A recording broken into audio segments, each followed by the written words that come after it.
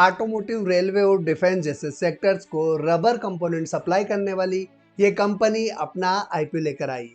क्या इन्वेस्टर्स के लिए अपॉर्चुनिटी है या फिर रिस्क? आईपीओ में अप्लाई करना चाहिए या दूर रहना चाहिए?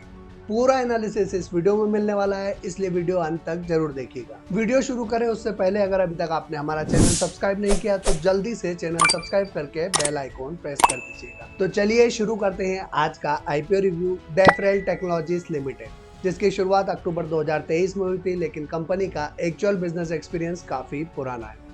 1980 में विकास रबर इंडस्ट्रीज की शुरुआत हुई और 2008 में इंपेक्स हाईटेक रबर बना, जो B2B क्लाइंट्स के लिए। इन दोनों को अप्रैल 2024 में मर्ज करके कंपनी बनाई गई, जिसका नाम है डेफरेल टेक्नोलॉजीज लिमिटेड। पुराना ऑपरेशनल एक्सपीरियंस और नया कॉर्पोरेट स्ट्रक्चर। इस कंपनी का कोर बिजनेस है रबर पार्ट्स और कंपोनेंट का manufacturing, rubber hoses and assemblies, rubber profiles, beadings, साथ ही साथ moulded rubber parts.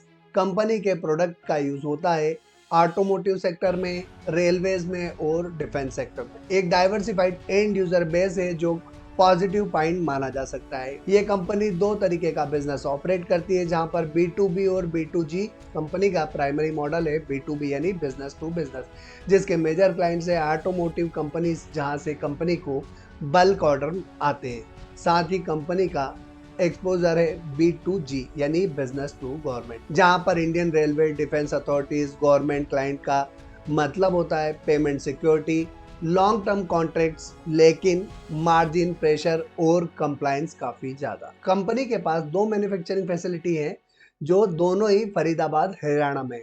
Product portfolio की बात करें तो कंपनी के पास अपने प्रोडक्ट पोर्टफोलियो में काफी वाइड रेंज है, जहां पर डीजल एंड पेट्रोलियम होस पाइप, LPG होस pipe, nylon tubes, gasket and grommets, air intake houses, EPDM profile and sponges, aluminium window, rubber bindings.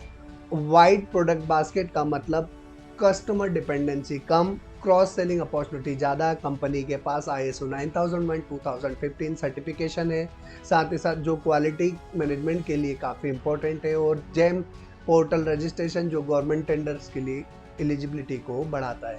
Company के पास 298 एम्प्लॉयज़ की परमानेंट टीम है, जो मैन्युफैक्चरिंग इंडस्ट्री के लिए एक स्टेबल और रिजनेबल स्ट्रेंथ मानी जा सकती है।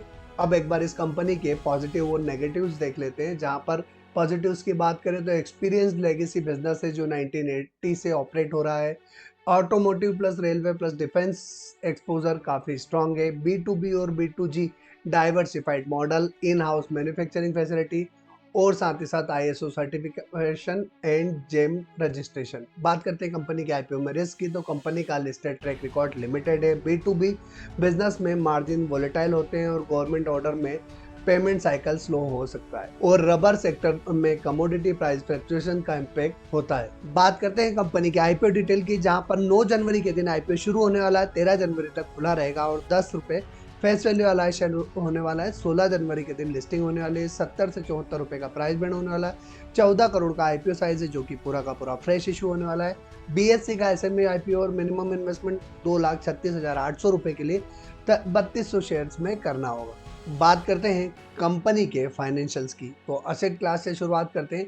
मार्च 24 में कंपनी की असेट्स 1.22 करोड़ थी, जो मार्च 25 में बढ़ के 33.91 करोड़ हो चुकी है, और सितंबर 25 तक 37.22 करोड़ हो चुकी है। वहीं अगर इनकम की बात करें तो मार्च 24 में 0.72 करोड़ की इनकम थी, मार्च 25 में 62.22 करोड़ की, और सितंबर 25 में 39.08 करोड़ की इनकम। प्रॉफिट आफ्टर टैक्स की अगर बात करें तो मार्च 24 में 0.11 करोड़ की इनकम, मार्च 25 में 3.42 करोड़ की इनकम, और 1.51 करोड़ की इनकम सितंबर 25 तक है। वहीं अगर हम EBITDA की बात करें तो मार्च 24 में 0.14 करोड़ का EBITDA था, 5.78 करोड़ का EBITDA मार्च 25 का, और सितंबर 25 तक 3.44 करोड़ का EBITDA हो चुका है।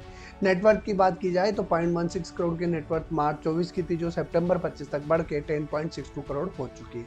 कंपनी के रिजर्व्स और सरप्लस की अगर बात करें तो मार्च 24 में 0.11 करोड़ का रिजर्व था, जो बढ़ के 5.46 करोड़ सितंबर 25 तक हो चुका है। तो बोरोइंग की बात की जाए तो 0.41 करोड़ की बोरोइंग्स मार्च 24 की थी, जो बढ़ के सितंबर 25 तक 11.78 करोड़ हो चुकी। यानी असेट, नेटवर्थ और रिजर्व्स में तेज ग्रोथ देखने को मिली है। तो फाइनेंशियल ईयर 25 के मुकाबले सितंबर 25 में इनकम और प्रॉफिटेबिलिटी मॉडरेट रही है। वहीं बोरोइंग काफी ज्यादा है, जो एक चिंता का विषय हो सकता है। बात करते हैं कंपनी की वैल्यूएशंस की, जहां पर ROE 73.72% की है। ये अत्यंत मजबूत रिटर्न दर्शाता है। ROC 24.43% का है। 20% से ऊपर का ROC एक हेल्दी बिजनेस मॉडल का संकेत है। डेब्ट टू इक्विटी रेशियो 1.27 का, यानी कर्ज का स्तर थोड़ा ऊंचा है। ग्रोथ फेज में चल रही है कंपनी, एक्सेप्ट किया जा सकता है, लेकिन रिस्क को नजरअंदाज नहीं किया जा सकता। रिटर्न ऑन नेटवर्थ 73.72% का है। पेट मार्जिन की बात की जाए तो 5.49 का परसेंट का नेट प्रॉफिट मार्जिन, जो कि एक सीमित पेट मार्जिन है। वहीं EBITDA मार्जिन 9.29% का है।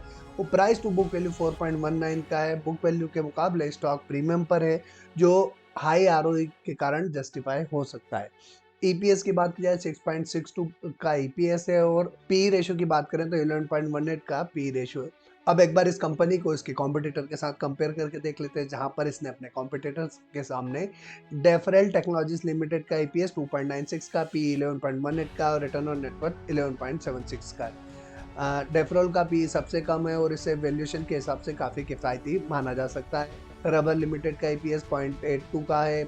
पी रेशो 86.59 का है और रिटर्न ऑन नेटवर्थ 1.95% का है। GRP लिमिटेड का EPS 6.36 का है। पी रेशो 265.72 का है, तो रिटर्न ऑन नेटवर्थ 1.73% का है। पीयर्स के मुकाबले डेफरेल टेक्नोलॉजीज सबसे बैलेंस दिखाई देती है, low P, better return on net worth और रिजनेबल EPS के साथ। बात करते हैं IPO से आने वाले पैसे का उपयोग ये कंपनी कहाँ करने वाली है, तो इक्विपमेंट एंड मशीनरी परचेस करने में 7.96 करोड़ का उपयोग करने वाली है, जिससे मैन्युफैक्चरिंग कैपेसिटी और ऑपरेशनल एफिशिएंसी को बढ़ाया जाएगा। 1.73 करोड़ का उपयोग सोलर पैनल परचेस और इंस्टॉलेशन में किया जाएगा, और रिमेनिंग अमाउंट जो है वो जनरल कॉर्पोरेट पर्पस के लिए उपयोग में आने वाला है, जहां पर वर्किंग कैपिटल, एडमिनिस्ट्रेटिव एक्सपेंसेस और अन्य बिजनेस एक्सपेंसेस के लिए ये पैसा उपयोग में आने वाला है।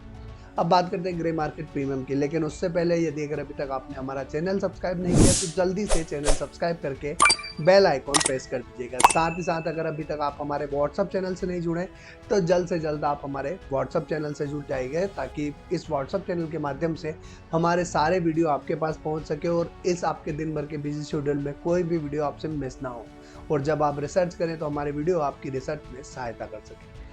दोस्तों, फिलहाल ग्रे मार्केट में इस कंपनी की कोई भी डिमांड देखने को नहीं मिल रही है, लेकिन ग्रे मार्केट प्रीमियम के आधार पर किसी भी IPO में अप्लाई नहीं करना चाहिए। इसके लिए हमने कुछ पैरामीटर डिसाइड किए हैं, जिनकी सहायता से हम आज के IPO का रिव्यू करेंगे, और उम्मीद करता हूं कि ये पैरामीटर्स आपको भी काफ़ी मदद करने वाले हैं। नंबर 1 पर आता है वैल्यूएशन। इस कंपनी के वैल्यूएशन स्लाइटली प्रीमियम है, जो हाई रिटर्न ऑन नेटवर्थ को जस्टिफाई करती है। नंबर 2 पर आता है फाइनेंशियल्स, जहां पर असेट, नेटवर्थ और रिजर्व्स में तेज ग्रोथ देखने को मिली है। वहीं इस कंपनी की बोरोइंग बढ़ती हुई दिखी, जो कि एक चिंता का विषय हो सकती है। और नंबर 3 पर आता है पीयर कंपैरिजन। ये कंपनी अपने पीयर्स के मुकाबले काफ़ी बैलेंस्ड और दिखाई देती है, जहां पर low P, better return on net worth और रीजनेबल EPS के साथ ये कंपनी अपने कॉम्पिटिटर को बीट करती हुई दिखी है। और ग्रे मार्केट प्रीमियम की बात करें तो फिलहाल ग्रे मार्केट में इस कंपनी की कोई भी डिमांड देखने को नहीं मिल रही है। और नंबर 5 पर आता है मार्केट सेंटिमेंट। मार्केट का मूड माहौल थोड़ा सा अभी सुधरता हुआ दिखा है, हालांकि निफ्टी लाइफ हाई के आसपास रेजिस्टेंस फेस करती हुई दिखी, और इंटरनेशनल मार्केट में कुछ नए डेवलपमेंट हुए हैं, जिसका असर भी पड़ता हुआ मार्केट पर दिखा है। तो और ये कंपनी अपना IPO SME सेगमेंट में लेकर आ रही है। फिलहाल मैं इस कंपनी का IPO को अवॉइड करने जा रहा हूँ। दोस्तों, आप अपना डिसीजन, अपनी रिसर्च, अपने फाइनेंशियल एडवाइजर से कंसल्टेशन और अपनी फाइनेंशियल कंडीशन देखने के बाद लीजिएगा। आप मेरे डिसीजन पे कोई भी अपना डिसीजन मत लीजिएगा। और दोस्तों, अगर आपको ये वीडियो पसंद आया तो लाइक कीजिएगा, अपने दोस्तों के साथ शेयर कीजिएगा, और आप इस कंपनी के IPO में निवेश करने जा रहे हैं या नहीं, कमेंट बॉक्स में अप्लाई या फिर अवॉइड टाइप करके जरूर बताइएगा।